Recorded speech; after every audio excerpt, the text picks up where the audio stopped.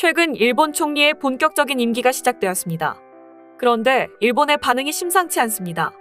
후보 시절부터 한국을 계속 건드리던 것이 벌써부터 화근이 되고 있는 것인데요. 뒤늦게 주변국들의 손을 내밀고 있지만 쉽지 않아 보입니다. 어떤 일인지 살펴보겠습니다. 기시다 총리는 취임 이후에도 한국을 계속 겨냥해왔습니다. 인사 임명을 모두 극우파를 지명했는데요. 기시다 후미요시님 일본 총리가 새로운 내각 구성을 발표하며 본격적으로 항해를 시작했습니다. 지난번 임명된 내각 구성에 대해 간략하게 언급을 해드렸었는데요. 이번엔 그들에 대해 더 자세하게 알아보도록 하겠습니다. 한일 관계와 연관된 내각 요직의 강경우파를 대거 포진시켰다는 점은 양국 간 경색 국면이 장기화될 가능성이 점쳐지는 대목이라는 관측입니다. 베일을 벗은 기시다 내각의 입이며 내각 2인자인 관방장관에는 아베 신조 전 총리가 실질적으로 이끌고 있는 후수다파 소속의 마스노 히로카즈 전 문부과학상이 임명됐습니다.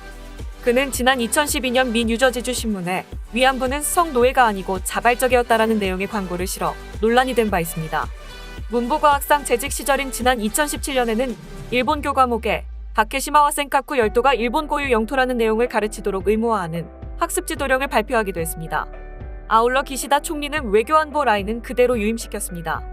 이에 따라 모테기 도시미스 외무상과 아베 전 총리의 친동생인 기시 노부오 방위상은 스가 시대 때 맡은 역할을 계속하게 됐습니다. 올해 들어 문재인 정부는 적극적인 화해 제스처를 보냈지만 일본은 시큰둥한 반응만 보여왔습니다. 특히 문재인 대통령이 지난 1월 한일 위안부 합의는 양국 간 공식 합의임을 분명히 했지만 일본 측에선 한국의 책임이 있다는 입장을 거두지 않고 있습니다. 이러한 점에 비춰 기시다오의 외교안보 라인의 유임은 한일 관계 개선 동력 마련에 대한 전망이 어둡다는 평가가 나옵니다. 강경파로 통하는 모테기 외무상은 최근에도 우리 법원의 미쓰비시중공업에 대한 자산 매각 명령에 매우 유감이라며 한일 관계에 심각한 영향이 될 수 있다는 경고 메시지를 발신한 바 있습니다. 과거부터 현재까지 지속적으로 한국을 견제해왔다는 것입니다. 모테기 외무상은 이날 기자회견에서 한국, 중국, 러시아와의 관계에 어려운 문제가 있는 것은 사실이라면서 주장해야 할 것은 확실하게 주장하고 문제를 관리하면서 안정적인 관계 구축에 임하겠다고 했습니다. 우리 측의 책임을 전가하는 그간의 입장을 견제할 것으로 예상되는 대목이라는 평가입니다. 기시 방위상은 A급 전범들이 합사된 야스쿠니 신사참배로 입방아에 오른 전적이 있습니다. 그는 지난해에 이어 올해도 신사참배를 강행했습니다. 2019년 일본에 대한 수출 규제를 총괄한 경제산업성 장엔 아베 전 총리의 최측근이자 강경보수파로 분류되는 하기우다 고이치 전 문부과학상이 임명됐습니다. 그는 위안부 문제를 일본 정부가 공식 사죄한 고노 다마와 관련해 사죄를 요구한 전력이 있습니다. 또한 관방부 장관 시절에는 위안부 합의 재협상 불가 입장을 피력하기도 했습니다. 일본인들은 극우파들의 여론이 치우치는 경향이 있어 정치인들도 그 기조를 많이 따라가는데요. 이번에는 오히려 독이 되고 있습니다. 현재는 오히려 아베보다 못하다는 평가가 나오고 있는데요. 일본 유권자들이 기시다 후미요시님 일본 총리가 강조한 분배보다 아베 신조 정권 시절부터 이어진 성장 위주의 경제정책에 더 호의적인 것으로 나타났습니다. 니혼게이자의 신문과 TV 도쿄가 4일과 5일 일본 유권자를 상대로 실시한 전화 여론조사 결과를 보면 성장 전략과 분배 정책 중 어느 것이 우선이냐는 물음에 응답자의 47%가 성장 전략을 택했습니다.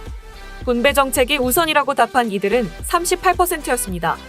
기시다 총리는 취임 첫날인 4일 기자회견에서 분배가 없으면 성장으로 이어질 수 없다는 인식을 표명하고서 성장 전략과 분배 전략을 수레의 양축으로 삼는 새로운 자본주의를 실현하겠다고 밝혔습니다.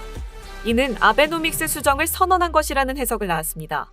하지만 니케이의 조사 결과에 비춰보면 유권자 다수는 여전히 분배보다는 성장에 역점을 둬야 한다고 생각하는 셈입니다. 교도통신이 같은 기간 실시한 여론조사에서는 격차 시정을 표방한 기시다의 경제정책을 기대하지 않는다는 답변이 46.9%로 기대한다는 응답을 근소하게 웃돌았습니다. 분배를 강조한 경제정책은 기시다 총리가 자신의 독자적인 색깔을 드러낸 몇 안 되는 재료인데 벌써 불발 조짐이 보이는 셈입니다. 위기를 느낀 기시다 총리는 뒤늦게 주변국의 손을 내밀고 있지만 그리 쉽지 않아 보입니다. NHK 방송에 따르면 기시다 총리는 바이든 대통령과 취임 후 첫 전화 통화를 하고 미 일동맹이 일본의 외교안보 기축임에는 변함이 없다고 밝혔습니다. 취임 이후 기시다 총리가 외국 정상과 통화한 것은 바이든 대통령이 처음입니다. 그러나 미국은 이미 일본 총리 선거 전부터 일본을 향한 부정적인 시각을 내비쳤습니다. 미국 정부는 한국과 반대되는 극우파들이 총리가 되면 곤란하다는 입장을 계속해서 밝혀왔습니다. 주변국들과의 동맹 관계 때문에 일본을 사실상 손절한 것이나 다름없습니다. 기시다 총리는 미국이 우려했던 극우파 인사들을 적극적으로 임명하고 있어 미국 입장에서도 선뜻 다가서기 어려운 상황인데요. 이 때문인지 기시다 총리의 회담 이후 이렇다 할 성과가 나오지 않아 관심조차 끌지 못하고 있다는 평가도 나오고 있습니다. 그럼에도 일본 극우파들은 여전히 한국을 향한 부정적인 시각을 내비쳤는데요. 다음은 기시다 총리와 한국과 관련된 소식을 접한 일본 네티즌들의 반응입니다. 불편한 것은 극우나 그런 유치한 말로 비판하지만 국제법규 위반을 해놓고 시정할 의사도 없기는커녕 꼬리에 꼬리를 물고 반일 행동을 일삼는 무례한 나라에 대해 언급할 필요가 없다. 총리가 바뀌어도 변하지 않는 것이 일본. 좋게도 나쁘게도 말할 수 있지만 이건 좋은 일이야. 그것만으로 자민당을 선택하는 이유가 된다. 언급할 필요 없으니까 질문이 안 나오지. 한국을 굳이 언급한 필요가 있는지 아니면 필요성이 있는지 궁금합니다만 현안은 분명하니 언급할 것도 없다. 더구나 모든 책임은 협약이나 합의를 지키지 않는 쪽에 있기 때문에 지키지 않는 이상 아무런 진전이 없고 그럴 필요도 없다. 모두 K가 해결해야 할 문제. 그것을 모르는 이상 어쩔 수 없다. 일본에서는 더 이상 할 말이 없겠지. 정상회담이 아니라 이제 외교장관 회담이 그칠 것이다. 과거사 문제는 1965년에 이미 해결됐다. 더욱이 2015년에도 한일 합의를 하면서 이를 무산시킨 것이 한국이다. 당시 외상은 기시다 총리다. 한국은 기시다 총리에게 먹칠을 했다. 책임이 막중하다. 더구나 일본에 대한 희롱과 욕설은 눈뜨고 볼 수 없다. 무슨 언급을 해달라는 거야? 인연을 끊는다든지 믿을 수 없다든지 좀 더 크리티컬한 것을 기대했는가? 전략적 방치가 먹혀들고 있다. 이대로 무시하고 조금씩 단교로 갑시다. 어차피 미래지향인이 손을 내밀고 있다느니 대화의 문은 열려있다고 위에서만 바라볼 수 있잖아요. 대화를 하자면서 기본적인 자세도 취하지 않는 건 무슨 경우? 정말 대화를 할 의지는 있는지 궁금하군요. 뭐 일본과 멀어지기 위한 미래지향이라면 성공적이네요. 내년 대통령을 퇴임하는 문재인 씨에게 장래에 대해 이야기해도 의미가 없을 것입니다.